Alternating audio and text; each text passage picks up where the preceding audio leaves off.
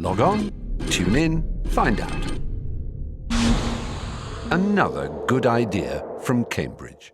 Another aspect that I mentioned at the beginning is the impact of some of these issues, future issues and networks, and the way they'll be managed, the impact on the market. And that is at least to some extent related with Danny Ralph's talk, the title of which is up there. Danny. Great. Okay. Thanks a lot, Stan. So I said to Stan privately, and I'll say it again, how much I appreciate Stan and other organisers putting these things together, because it's such a nice thing to be able to turn up and just be able to talk to people and hear talks you wouldn't talk, all in the electricity area. And I, by the way, include industry people as well. It's not just for academics, of course. This is joint work with Yves Smears, who's, I guess, started his life as an energy engineer in electricity and is really now an energy economist, or electricity economist, if you like. This is a modelling talk, and there'll be, unfortunately, too many equations and stuff like that.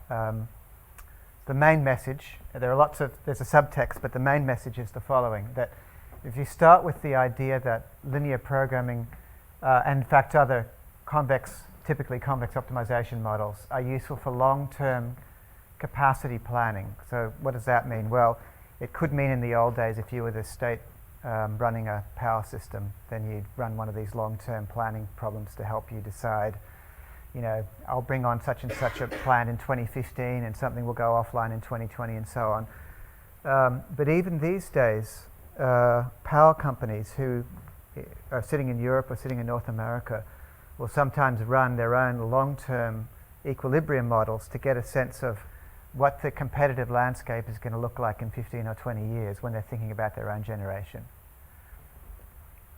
So Markel is probably the best known of these. Has anyone used a model that looks like Markel? Anyone heard of Markel? Heard of it, yay. Okay, so I'm pretty much with you folks, okay? I've heard of it, I know what it's meant to do, and I'm going to give you a bit of the theory behind it so that I can go a little bit beyond where it is. So this is a proposal for, if you like, extending what I'd call a vanilla long-term capacity planning model of electricity to include risk aversion on behalf of the participants. Now the major assumption there is perfect competition. Well, there are two assumptions really, but let me start with this one. Perfect competition, roughly speaking, and I'm going to put up some theorems, but I won't really have time to give explanation. Perfect competition allows you, generally speaking, instead of saying we're all individuals and we're sort of gaming amongst each other, it allows us to put all of our individual optimization problems, let's say we're profit maximizers, into one pot and solve a system optimization problem, which is about delivery of power at minimum cost. And that minimum cost includes the installation of the kit as well as running the power. And I'd like to add uncertainty to this, and Markel was originally a deterministic model, but there are some stochastic versions which include, I believe, a relatively small number of stochastic future scenarios, so that what you'd be talking about is if I had to install something today against an uncertain future and I wanted to maximize my profit on average, then I'd be a risk-neutral player. And you can stick all the risk-neutral players together, and again, you can solve the equilibrium problem as an optimization problem. Now, the bit we'd like to add is risk aversion. So, which is to say, I'm not content necessarily with the average of all the things that could happen to me in the future if I install this particular capacity. I'm a little bit worried about losing my money. And we'll retain perfect competition because we want to also retain the ability to model equilibria as optimization, because it becomes a solvable problem in some sense, or easy to solve. We'll embed risk aversion with something called coherent risk measures, and I'll give you one example later, but conditional value at risk is very popular in the finance community in particular. And in order to achieve this, in order to embed risk aversion and still have an optimization model of equilibrium, we're going to have to introduce some risk trading. That'll be a kind of necessary part of the mathematics, and I'll discuss later whether or not the assumption of having a complete risk market is really believable. I guess, should I say anything more about? Let me show you some of the models, and I'll just highlight things that I won't say anything about that perhaps I should, The model is a two-stage model. I invest now, and there's one day tomorrow in which all the activity happens, or a stochastic day tomorrow in which all the activity happens. Really, it should be multi-stages. I should have the opportunity to invest now, and then again in 2 years, and then again in 5 years. All right, so it's not multi-stage, and it should be. And I won't account for things like the fact that there's a network out there that might be congested. So ignoring the network. So some of these things we can include notionally, multi-stage, network constraints. Things we can't include easily would be indivisibilities. If a nuclear power plant has to be built so big and I can't install a tenth of it, this model won't cope with that. Okay, so it's kind of if you assume long term enough, some of these the indivisibilities maybe you can wave your hands and ignore. All right, so the talk's going to go as follows. I'll introduce the sort of basic model, which is the kind of Markel model, so what we know at the moment. Then I'll talk a bit about kind of a very quick review of risk aversion, and we'll try to embed risk aversion sort of bolted onto this model, and then I'll sort of do the job properly. So for illustrative purposes, we'll have, in the mathematics, we'll have one generating company and one retailer. My numerical illustrations will have 2 generating companies and 1 retailer, and the retailer will be sort of like dumb demand. But it doesn't, the numbers of agents don't particularly matter in these models. It's just so that I can reduce the notation on the slides. And it's similarly, I think at some point I'll say something about the number of scenarios. If you're talking about a stochastic future, all of my examples will have 4 or 8 scenarios, but you could be in an LP space if you like that kind of thing. I'm not quite sure from the modeling point of view, because this is very vanilla, where I need an LP space, but I've done some of the mathematics just to check that it works in infinite dimensions. Right, so here's the simple setup. Stage 1 is today. I invest in plant capacity. I'm the generator. So XG might be simply the size of my coal plant, the size of my gas plant, or a nuclear plant, or some other technology, wind, for example. And it has a cost function. And then tomorrow, stage 2 is in the future. It's a spot market. There are many scenarios. They might be wind speed, they might be weather, they might be commodity prices, because maybe I'm competing. I'm a gas plant and you're a coal plant, so I need to know what the commodity price for gas is. It may be carbon price, etc. So in each of those future scenarios, depending on the capacity available at that time, there'll be a competitive equilibrium established for the price and dispatch of electricity. So that price will actually come out of both the initial investments and the scenario that we're in. And what I would be doing as a generator is I'd be maximizing my profit in a future scenario. So there's the price. I don't know what it will be because it's determined by me and the other players. But for a given price, I have a production decision, which is Y. That takes account of my revenue and my cost. And if this is just the capacity of my plant or my plants, it could be a vector, and I'd have to rearrange things a little bit to make that work. If this is the capacity of my plant, then obviously I have non-negative production, and it's bounded above by the size of my plant. And the question is, how do you put a value against a plant that does this? So how do I value that plant today? All right, so tomorrow is going to be characterized by stochastic scenarios. I have a probability density or distribution. It's a non-negative vector that entries sum to 1. Take averages, and if I view all of tomorrow's outcomes through an average, then I'll say I'm a risk-neutral agent. In other words, when would I be risk-neutral? If I got to use my plant for many, many, many days, then I might sort of win some days, lose some other days, and I'll collect the average with a high certainty. So that's the kind of notion of risk neutrality. And I mentioned already, if you want to do things in infinite dimensional spaces, you have to start worrying about bits of topology, but more or less it goes through. All right, so here's the problem. If I glue everything together, I have an investment cost here. I have an expectation of all of my future, and I've now changed profit to cost. So this is actually a vector. For each scenario omega, I have an element here which is my net cost. It's cost in that scenario minus revenue. So I've just changed the sign from profit to what I'm calling cost or net cost. So instead of maximizing profit, I'll minimize cost. Right, so apart from the fact that this is some strange notation here, these are now vectors that I take the expectation of. In each scenario, I still choose my production in order to maximize my profit and minimize my cost. Now, an optimization person would call this a two-stage stochastic program with recourse. The first stage is the capacity stage. The second stage is my recourse stage. For each scenario omega, I can take a different recourse action. I can use my capacity differently in order to benefit myself. Now we have a retailer as well as a consumer, and the idea with a retailer is it combines many consumers together, and in doing so it also combines their risk preferences. I haven't really mentioned risk, but I'll kind of come back to that. So here's the model as a utility function. It's a utility function that depends on the scenario you're in. If it's hot weather in England, you may not need a heater, but in California you may need an air conditioner, so you'll get a different utility out of the consumption of power in each scenario. What does it cost to consume that utility? Well, first you have to buy the power from the market, and second there's a cost of servicing the customers. And what I'm going to do is I'm going to sort of embed this cost into the utilities to simplify notation.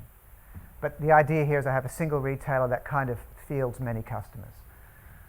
Why haven't I introduced a retail price and a wholesale price? Well, it simplifies my model slightly. In perfect competition, I can kind of collapse the model and I don't lose or gain much by doing this. But there's another reason. I really do want to think about retailers somehow being able to do some risk trading that maybe an individual consumer might not do. So it is convenient for modeling, but I think it represents something slightly more philosophically.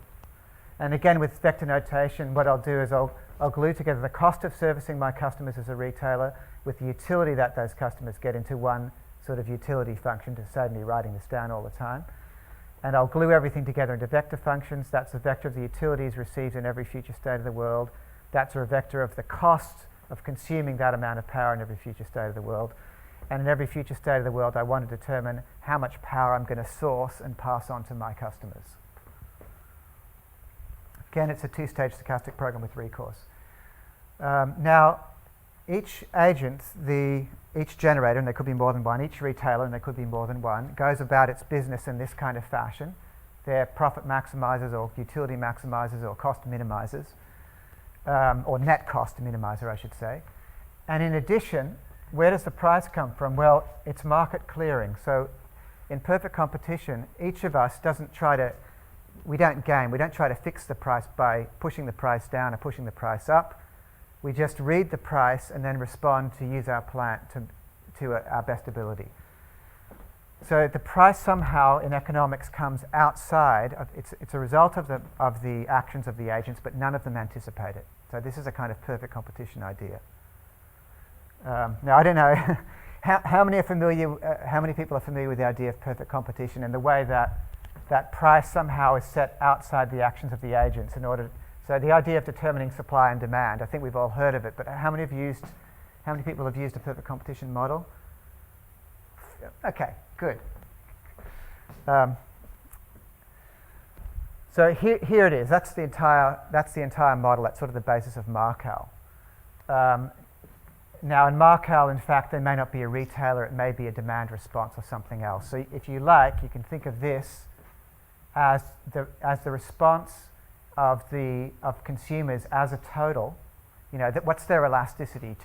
If you jack up the price, how much does the price of electricity drop? So you can think of the retailers performing that function. Okay. And here's the sort of standard result. I've quoted a paper here because actually I'm an operations research person, and I got my PhD 20 years ago or whatever, and really I was still grappling with this kind of result, which the economists figured out sort of somewhere between Adam Smith and Paul Samuelson. In other words, I don't know, 100 or 150 years ago to nearly 100 years ago, and people like me are still catching up, all right? So why don't I state the theorem formally? If you have perfect competition, so no one tries to fix this price, and you have sort of nice problems. This is a convex optimization problem. This is a convex optimization problem. Then this equilibrium is equivalent to a single system problem of minimizing the total investment cost and the risk neutral valuation of provision of electricity in future. You have that provision of power is non-negative. You can only consume non-negative units, and it's bounded above by your capacity to serve. Now, the interesting thing about this is that price has disappeared from the formulation, so it sort of simplifies things. And you recover the price, if you like. If you solve this problem and you look at the stationary conditions, you can kind of recover the price by effectively looking at Lagrange or Karushkin-Tucker multipliers. That's more or less the theorem that makes Markel work. So you model each individual company as if it's a price taker, that it doesn't try to monkey with the price. You need to know what units it can install and the cost of units. You bung them all together, and then you have a problem that looks like this. Okay.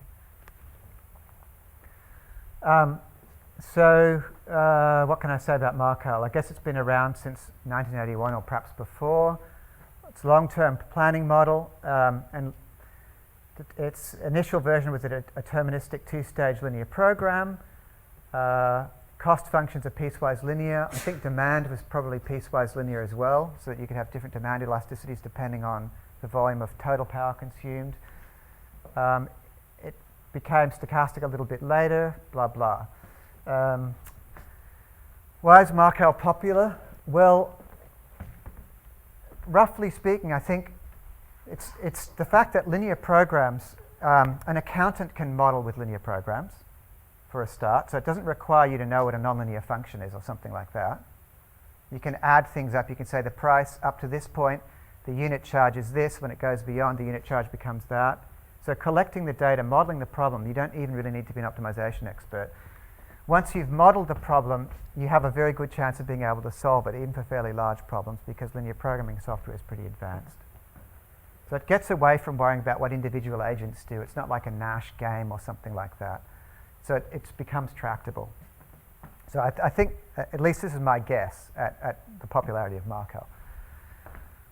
Now, let me give you one example, and this has no particular meaning. This is just an example of the sort of Markel idea, or the perfect competition idea, and then we'll use this as a sort of a straw man, and we'll see what happens when we add risk aversion, but we'll do that later.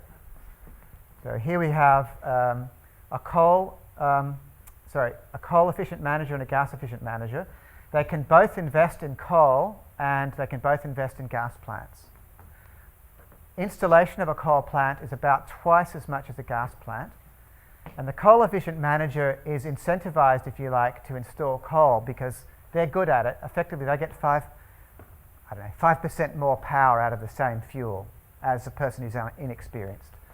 So this person is good at extracting energy from coal. This person is good at extracting energy from gas, but they can actually invest in anything at all. Now this is set up with 8 scenarios. 4 of them, 2/3 of the time you're in a low carbon world, and the other 4 you're in a high carbon world. And by low or high carbon, I mean the price of carbon. In each of these 4 scenarios, you have low gas, low coal price, and then it's low coal, high gas, high coal, low gas, whatever. There are 4 2x2, right? So the coal and gas prices, there are 4 scenarios, and then another 4 scenarios here. It's just that all your energy is more expensive here. And in the last one, coal is much more expensive. When coal is an expensive commodity and you add to it a high carbon price, that's when it starts to get very expensive. So what else can I say? The managers in this game are risk neutral, so that's the kind of the stochastic Markel idea. You take an average looking into the future. And there is a piecewise linear utility, a piecewise constant demand. So as consumers consume more, the cost goes up, and then they bring their reduction. They reduce their consumption. Some stuff. All right, so just the headline is the following. Like, as I said, this has no particular meaning by itself, but we'll do a comparison later. It turns out, for this very, very stylized problem, all of the money spent on coal-fired capacity, only the coal-efficient manager invests. After all, that manager has a cost advantage. They can sell more cheaply. They get more power out of their coal. There's no gas, and why does this happen? Well, roughly speaking, even though the cost of coal is higher than gas, the cost of fuel is so much lower on average that you make up the difference. So you pay more money now, but you get much more back on average. And there's a welfare number. The welfare is exactly this thing here. All right? So think of this as, once you solve this optimization problem, you've figured out how to supply your future energy needs at the minimum cost, including investment and operational cost. So that's what I'm using as my welfare. Is that what I'm using as welfare? I think so. Sorry. I'm having a what some people would call a senior moment. All right. So now let me try to stick risk aversion into this. So notionally, what we'd like to do is the following. We'd like to replace an expectation here by some sort of function which is risk averse. So what sort of function are we going to put there? So what's a coherent risk measure? Okay, this is a bit... Okay, I'll give you a definition, then I'll give an example that maybe will be slightly more digestible. Think of this as a worst case expectation over a bunch of expectations that lie in something called my risk set. So in other words, tomorrow's uncertain. That's absolutely for sure. But what I'm not sure about is how to capture that uncertainty. So maybe I have several distributions that describe tomorrow. And I'm going to try to set the size of my plant, or the capacity of my plant, so that the cost outcomes, which is that vector z, are somehow I get the least cost with respect to the worst of these possible distributions that describe the future. So some people would call this kind of risk measure, they would say it's ambiguity averse, because you're ambiguous. You don't know which distribution you're going to change, or you don't know which is going to occur, don't know which is relevant. So maybe you stick in several and you're worried about, you try to react against all of them in a worst case kind of way. Now, just to give an example, let's supposing I have a plant and there are only 4 things that can happen to me in future. That's a negative cost, which is a profit, that's a profit, that's a profit, and that's a cost. So there are 4 equally likely scenarios. 1 of them I'm out of the money and 3 of them I'm in the money. If I do a straight average, because they're equally likely, you can add that up and you'll get a -8 divided by 4 and -2. So that's great. So on average, I'm in the black. So if I were risk neutral, I'd be very happy with this plant, unless I could do better, I suppose. If you're talking about a 50% conditional value at risk, what you do is you look at the worst 50% of outcomes. Now, worst is cost. So you look at the highest 2 numbers, which are those 2 numbers, -1 and +1. And you take the conditional expectation of those. And because we had a straight average in the first place, the conditional expectation is still a straight average. So I take a straight average of these 2 numbers here. It looks like there's a typo to me. It should be the number -1 +1. And the straight average is 0. So that number's right and that number's wrong. Okay? I'm not sure if that was clear. I'll put up some more of these little examples in a minute. How do you get the 50% conditional value at risk by writing down a list of distributions and taking the worst case? Well, a 50% conditional value at risk will find the 2 worst numbers here, the 2 biggest numbers, and take their average. So it's either going to be the average of the first 2 numbers, or of the first and third number, or the first and fourth, blah, blah, blah, blah, blah, or of the last 2 numbers. So if you take the maximum of the expectation with respect to all of these, right, you're going to get that number there, which is 0. I've skipped over actually the definition of coherent risk measure because of lack of time, but there is a sort of an axiomatic description, and I'm giving you a kind of a mathematical dual description or something like that. One other thing about this conditional value at risk, the risk set is always a convex polyhedron. So I can take the convex hull of these guys, and the maximum of the worst one in the convex hull still gives me this. So I think of my risk sets as being convex sets of PDFs. And that makes the analysis a bit easier. And in particular, for a given list of outcomes, say that vector there, I can evaluate this with a linear program. And that's something that Rockefeller and Uriasov noted more than 10 years ago now. All right, so it fits into the LP framework. There you go. So coming back to this, I want to put a risk measure here where each of these guys has a risk set, and they're going to take the worst expectation of this thing. And where do they get their PDFs from? From their risk set. Now, that's fine. You can write this down as an equilibrium problem, and if you have an equilibrium solver, of which there are such things, you can try to solve this as an equilibrium problem. The bad news is that it's going to be computationally tougher because there's no obvious way to stick these together into an optimization problem. So the real goal of this talk is to say, how do I get from this equilibrium framework, which has, it's not unsensible, it's just maybe difficult to solve. How do you get from this to an optimization problem? And that's where we need to introduce risk trading.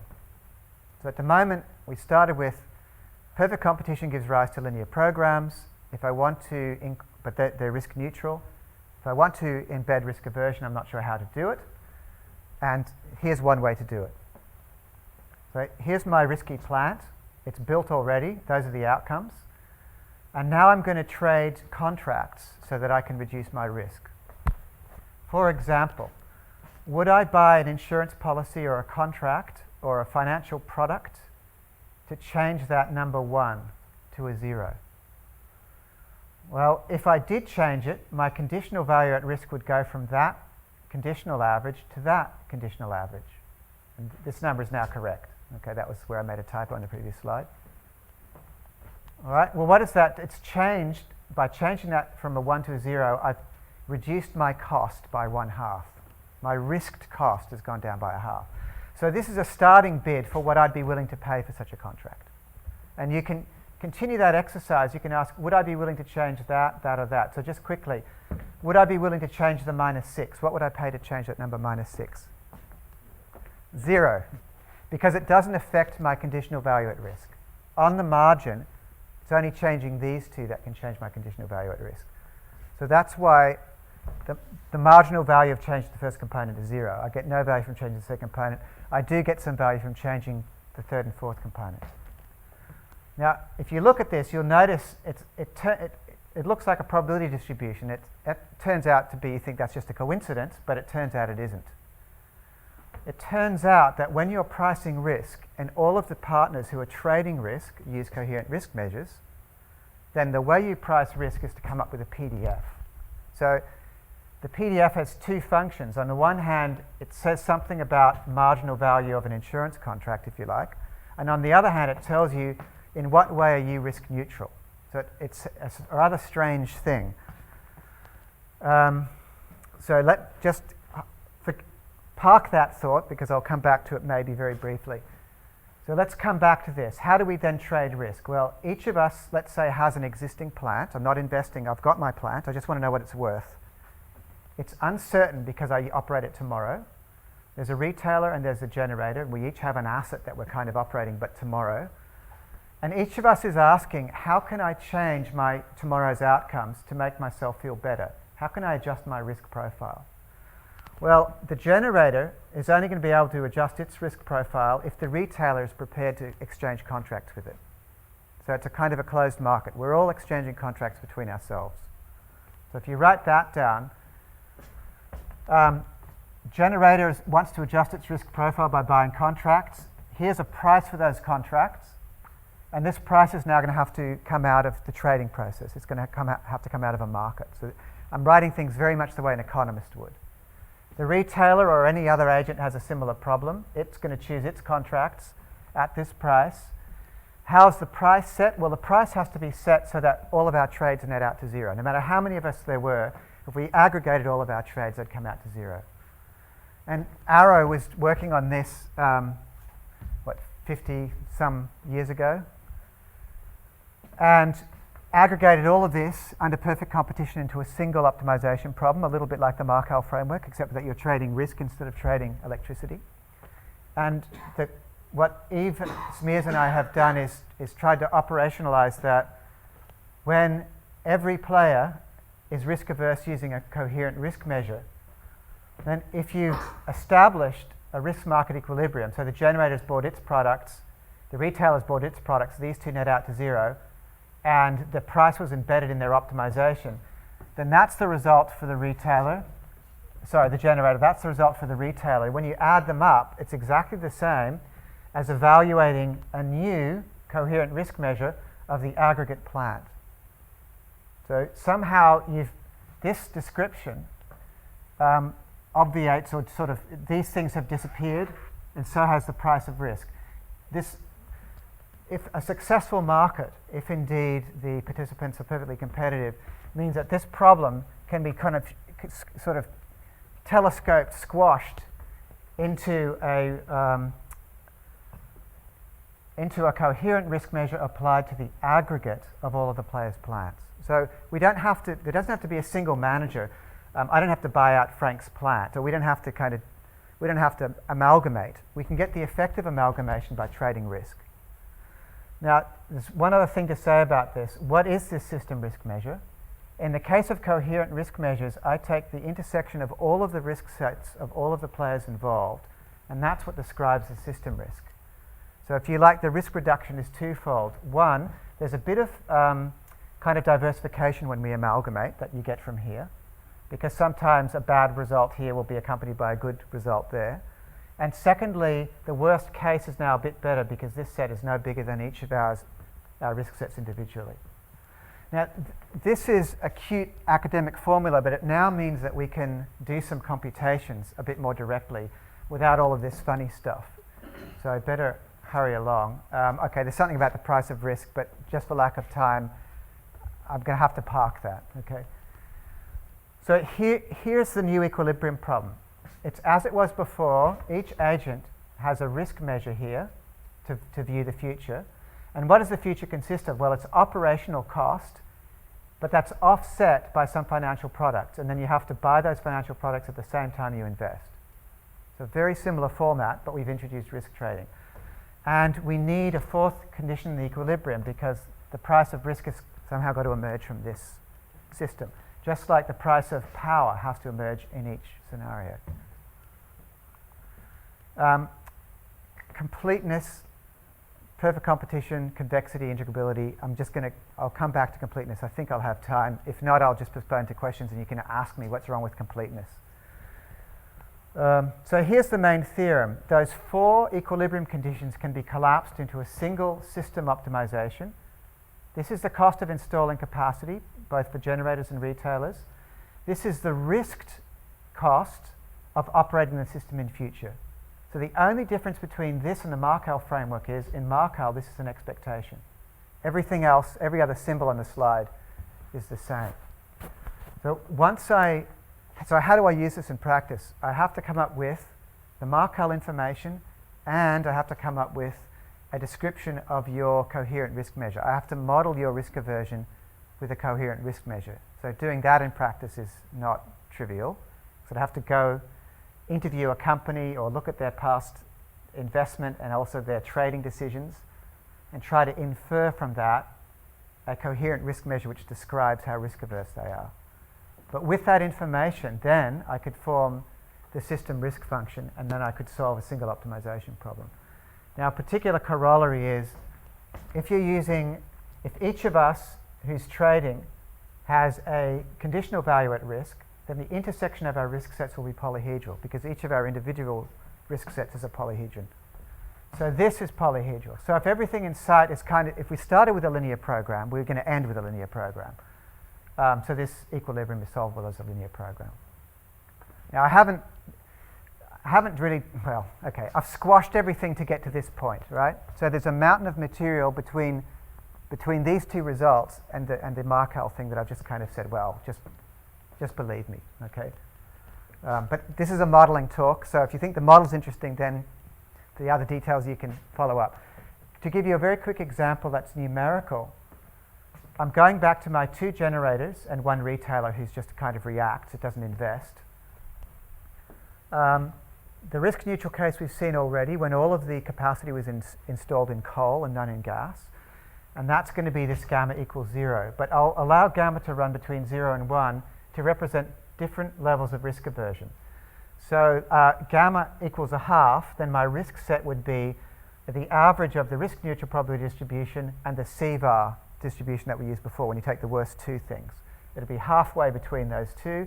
And I'll say, depending on the gamma, that both of my generating companies have got the same risk set. And so the system risk set, which is the intersection, is also the same.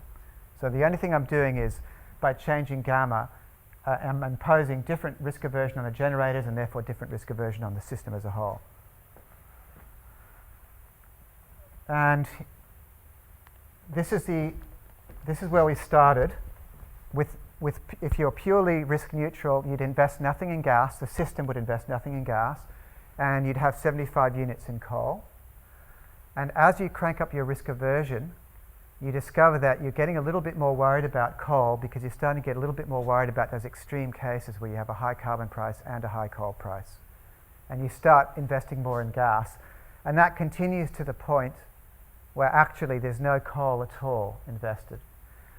And this actually mirrors some quotes by investment banks. I have a provocative quote in the next a slide or two ahead to describe that. But there's one other effect here. If you show the welfare on top, you notice welfare decreasing. Essentially what's happening, if you're more scared to invest, and consumers in future can only buy at a higher price, so you must be losing some value in future. Not on average, but in any future scenario, you have less capacity. So it's not surprising that it goes down.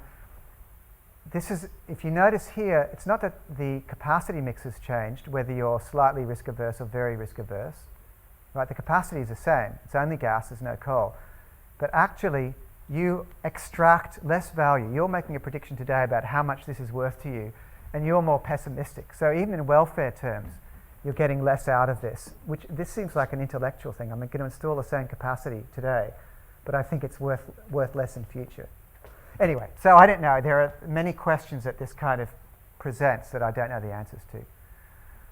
This is a quote: RWE has no further plans for coal-fired plants in the EU. Now, I can't remember which bank it was. I don't think it was Nomura, but it's one of these big investment banks that tells you, whether or not you should invest, buy, or sell, and that kind of stuff. And also this just mirrors a previous paper, which was a modelling paper, and if you like, what I've presented is a theory that tries to explain it. So I'm going to stop here, and I'll let you ask questions, because I think I've already overrun.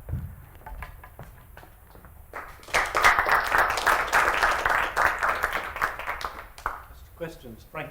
Quick question. D0, the intersection of the risk assets, is that obviously non-empty?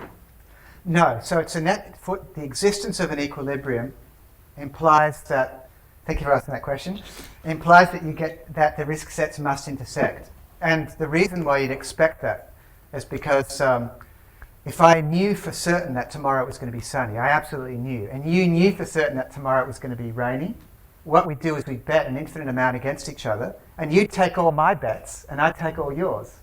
And basically we'd spend an infinite amount of money, there's no equilibrium. Whereas so the intersection of the risk set says that there's some distribution which represents the future that all of us must agree on. If we don't, one of us is going to be betting against the market, so to speak. So yeah, that's an essential, and it turns out to be a sufficient condition if our risk sets are polyhedral. It's close to being sufficient. Andrew? This may be a very stupid question, but the sort of insurance company idea of buying a policy to change the risk aversion. Yeah. Was that just a way of modelling the risk aversion, or are you thinking of actually there being such products? So two things. The people who do finance, who's used something called an Arrow-Debreu security? Okay. If you've done finance, what I was doing was insuring against an outcome that's associated with a given scenario. That's this mythical thing called an Arrow-Debreu security. But actually we can't always measure what state we're going to be in. And even if we could, someone won't necessarily be willing to give us a contract against being in that state. So that's kind of what I'm trying to say here about completeness. What are the things that you can actually put a contract against? As far as I know, but again, if you tell me some other ones or the limitations, I'd appreciate it. Fuel prices they seem to be the easiest things to get contracts for. I can get a coal futures price or a gas futures price. It's difficult to get electricity futures price, or more difficult because electricity is more volatile. So the inputs are more stable than the electricity price itself. The carbon price, I don't know if, probably there are very short-term carbon price futures, I don't know. But again, carbon price is where this thing breaks down. The others are already bad, because what's the point of me having a 3-year gas contract on my plant? I need 10 years to pay off my gas plant. What's the point of me having a 5-year coal contract if I need 30 years to pay off my... So there's already a gap between the contract I can get and the length of time that this thing's going to be in operation. But the worst of all is something like carbon, because with a carbon price, it's not a regular market. If the EU puts its head together and changes, I don't know, the way permits are handed out, you can forget about your carbon price estimate. So some of the things here are amenable to kind of financial calculus and stochastic stuff. Some really aren't. And that's why actually this completeness assumption just falls down, because I just can't hedge enough. So this is a theoretical paper, but I think I had to understand this, or we had to understand this before we felt we could get onto maybe something closer to what you're talking about, which is what's actually out there and what do people use. Yeah, I just can't see that anybody would ever want to underwrite the type of policy you're talking about. No, I can't see any incentive for them. Then see where they're going to make money. Well, they do. I mean, they do for commodity prices. So there must be money in it for someone. But that's because you've got sort of diversity of risk.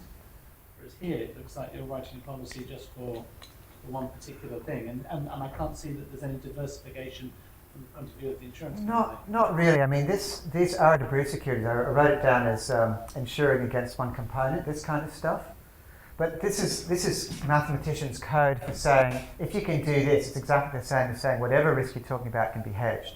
So let's step back. That what we should be doing in this, instead of making all these nice assumptions about completeness, is saying, here's a model for the market with all these different kinds of uncertainty, and of all of these list of uncertainties, here are the ones we can hedge. And now I should stick them into the model. And then I'd be using the real ones. So this is a kind of verging on the nonsense if we're not too careful.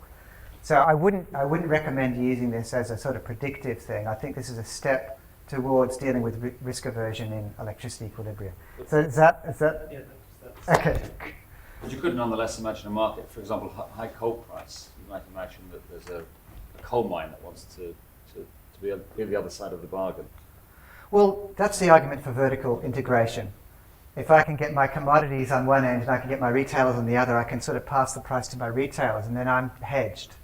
I can pass the price to my customers, sorry, and then I'm hedged. So if you might do that by being one massive organization, or maybe you can do that by a long-term contract. And actually the long-term contract is something that I guess DEC, and I don't know whoever else, it's trying to push people toward that for things like capacity markets, which is really, why would I spend money now on any kind of plant? Well, if I have a long-term contract, I get some. So that's kind of, philosophically it lines up. Mathematically, I think there's still this massive gap. This may be another very stupid question, closely related to that of Andrew, but there's a well understood mathematical theory in the risk neutral case, Right.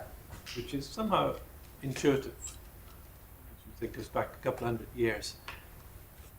In not risk neutral case, is there any way mathematically to reduce that by use of non-linear utility functions? Is there any equivalence theorems that would let you appeal to much of the existing theory? It somehow seems that the same intuition is trying to get out, Right.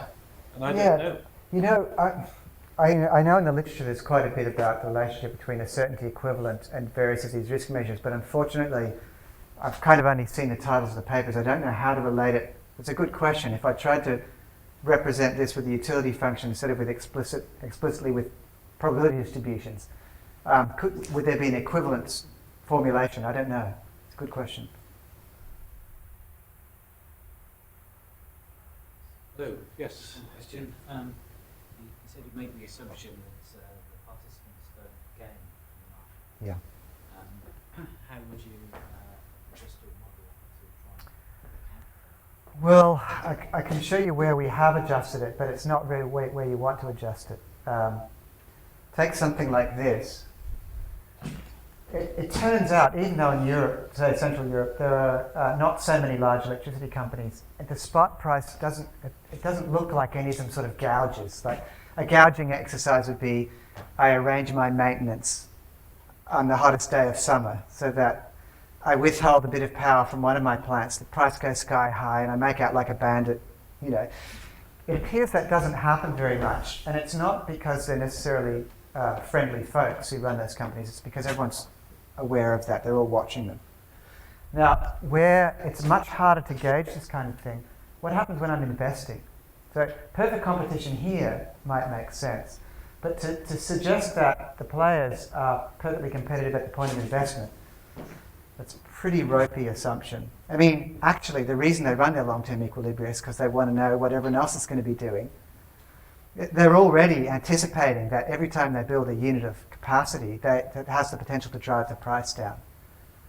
So, you know, they're not foolish, of course. And so I think I haven't figured out how to get that in. As soon as I would, behaviorally, I'd like to give this agent the kind of ability to think, actually, there's a market that I'm affecting. As soon as I write that down as a model, I have a sort of a bi-level. I have an equilibrium with two leaders, or multi-leaders, they're all the investors. And then I have the market underneath, they're all modeling the market. These turn out to be very nasty problems to solve theoretically and practically. So, but I think it's a really good question. I think completeness and the lack of strategy of these players at the point of investment, those are the two weak points of a model like this. So this is, I admit up front, this is a very vanilla model that's been set up to milk the nicest possible scenario for the sake of convenient mathematics. Next question is it sufficiently useful to give us bounds on what the best case is, or is it really just so stylistic that it's only useful in a textbook? And we'll only find that out as we go forward, because we really need to build some real models. Yeah.